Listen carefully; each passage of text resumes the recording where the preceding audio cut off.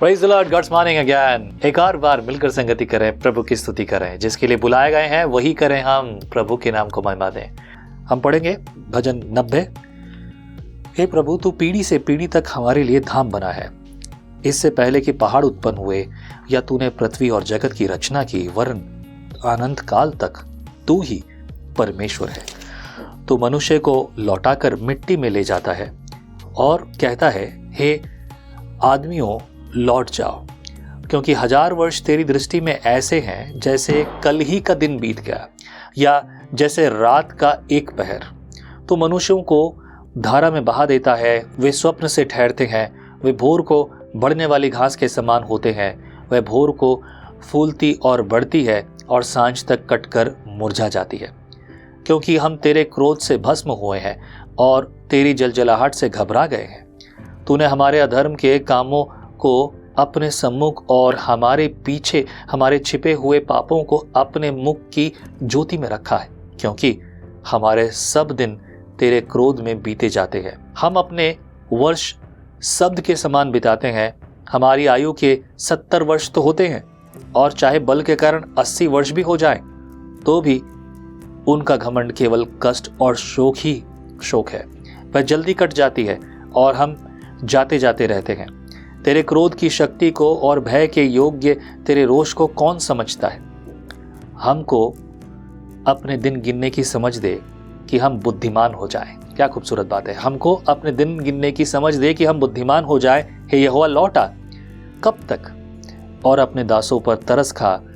भोर को हमें अपनी करुणा से तृप्त कर कि हम जीवन भर जय जयकार और आनंद करते रहें। जितने दिन तू हमें दुख देता आया और जितने वर्ष हम कलेश भोगते आए हैं, उतने ही वर्ष हमको आनंद दे। तेरा काम तेरे दासों को और तेरा प्रताप उनकी संतान पर प्रकट हो। हमारे परमेश्वर यहोवा की मनोहरता हम पर प्रकट हो। हाथों का काम हमारे लिए दृढ़ कर, हमारे हाथों का काम को दृढ़ कर। बड़ा गहरा ये भाग है जो हमने पढ़ा। शुरुआत बहुत अच्छी हुई, इसलिए भाग चौथा यहाँ से शुरू हुआ है। हमने छुटकारे की प्रार्थना भी देखी। ये परमेश्वर के जन मूसा की प्रार्थना है ना।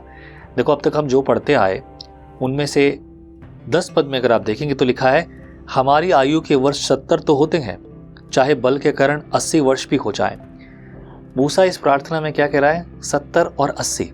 जबकि आपको मालूम है मूसा कितने वर्ष जीवित रहा, अब्राहम कितने वर्ष जीवित रहा। मैं इसी वचन को पढ़ने के बाद, जब से मैंने ये पढ़ा है, मतलब बहुत साल बीत गए, एग्जैक्ट याद नहीं है, मैं हमेशा से ये कह रहा हूँ कि 70 उम्र बहुत है। 70 तक शरीर जैसे तैसे चल जाता है। मैं चाहता हूँ कि मेरा शरीर जब तक है तब तक अपने दम पर हो। पर ये मेरा व्यक्तिगत व्यू है। मैं किस रीति से सोचता हूँ। हो सकता है प्रभु मुझे 100 साल रखना चाहता हूँ, पर ये तो बहुत बड़ी बात होगी, राइट।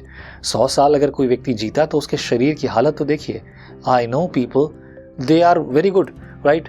90, 92, 95, और कुछ लोग तो 80 उम्र तक भी इतने लगते नहीं बूढ़े, और वो अपना काम बखूबी कर रहे हैं। पर यदि कुछ परिस्थितियां ऐसी रही तो आई से लॉर्ड दैट्स ऑल इनफ। जब बड़े आराम से यदि मैं जाऊं तो शायद मेरी बात भारी हो आपके लिए, पर कुछ के लिए बोले कि मैं और जीना या कुछ और, या शायद मेरे भी विचार बदल जाएं आगे जाकर। पर ये मेरा व्यक्तिगत मत है। सिर्फ इतना ही नहीं, थोड़ा सा आगे बढ़ेंगे। और अगर हम यहाँ ध्यान दें, 12 पद में लिखा है, हमको अपने दिन गिनने की समझ दे कि हम बुद्धिमान हो जाएं। That's the beautiful one. हमें बुद्धि दे कि हम अपने दिन को गिन कर समझ लें।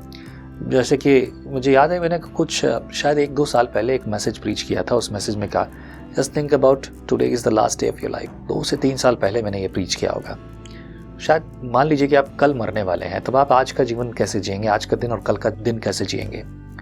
मैं बहुत सारे एग्जाम्पल दे सकता हूँ, पर मैं फिलहाल ये कहूँगा, अगर दिन गिन लिए, अगर मुझे पता है मैं कितने दिन और जीवित रहूँगा, तो मैं अपने काम को सबसे बेहतर उत्तम करूँगा। इसीलिए तो प्रभु ने आपको और मुझे नहीं बताया कि वो कब आने वाला है ना। प्रभु जो करता है सोच कर करता है। आप और हम गलती करते हैं, वो नहीं करता। इसलिए चुप रहो, शांति से सुनते रहो और आगे बढ़ते रहो। मैं जो काम मेरे हाथ में, बस मैं वो करना चाहता हूँ कि बापू कहे you did a good job, that's all. यदि कोई बड़ा बनकर, मतलब बहुत नामी ग्रामी है, इट्स ग्रेट। प्रभु ने जिसको जैसा रखा है बस वो, सब कोई एक जैसे नहीं है। ये मैं क्यों कह रहा हूँ ये सुनिए। बहुत सारे लोग धन दौलत और रोज की चिंताओं के लिए अपना जीवन खराब कर देते हैं। मेरे पास ये नहीं है, मेरे पास ये नहीं है, मेरे पास ये नहीं है, मेरे पास वो नहीं है। देखिए, सभी राष्ट्रपति नहीं बनेंगे, सभी प्रधानमंत्री नहीं बनेंगे, सभी राज्य मंत्री नहीं बनेंगे, सभी मुख्यमंत्री नहीं बनेंगे, लेकिन कुछ लोग बनेंगे। राइट?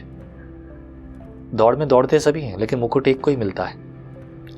दौड़ो ऐसे कि मुकुट सबको मिले, आपको भी मिले, मुझे भी मिले।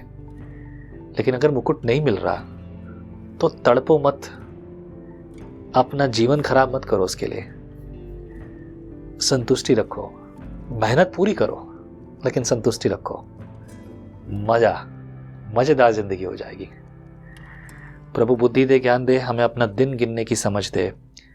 तेरी मर्जी, तेरी इच्छा, तेरी भलाई, तेरा वचन काफ़ी है प्रभु दिन गिनने की समझ के लिए। प्रभु बुद्धि खोल ताकि मैं इसे अपने जीवन में समझूं, एहसास करूं और भर लूं प्रभु, ताकि मैं गलती ना करूं, तेरी पीछे चलो, तेरी मर्जी को करूं। मसीह यीशु के नाम से धन्यवाद के साथ प्रार्थना में मांगता हूं, आमीन। आमीन। Be blessed. फिर से मुलाकात होगी अगले दिन। जय मसीह की। परमेश्वर का वचन जीवन देने वाली रोटी है। आओ हम इस जीवन देने वाली रोटी का और मजा लें विजनरी टीवी पर। हम हमेशा सोचते हैं कि शायद मैं भी बाइबल कॉलेज जाकर बाइबल को अच्छे से सीखता, और अब आपके लिए है visionary TV, deep Hindi Bible study के लिए।